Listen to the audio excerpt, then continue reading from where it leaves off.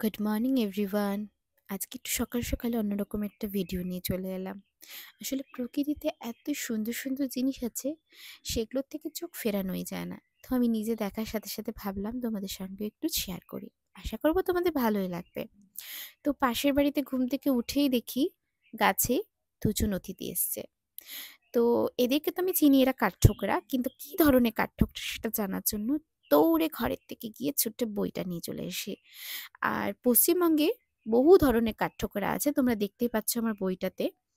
তো লাল কাঠঠোকরা আছে, খুদে কাঠঠোকরা আছে, হলুদ ঝুঁটি কাঠঠোকরা আছে, নানান ধরনের কাঠঠোকরা আছে। সেগুলো নিয়ে পরে একদিন যদি দেখা হয় কাঠঠোকরা পাখিগুলোর সাথে, নিশ্চয়ই তোমাদের সঙ্গে সেগুলোও শেয়ার করব। তো খুঁজতে খুঁজতে অবশেষে পেয়ে গেলাম যে কাঠঠোকরাটা এসছে সেটা। তো এটা হলো সুবর্ণ কাঠঠোকরা, আর দেখো সুবর্ণ মহা কাঠঠোকরা। দুটো একই রকম দেখতে কিছুটা, কিন্তু তার মধ্যেও কিন্তু অমিল রয়েছে।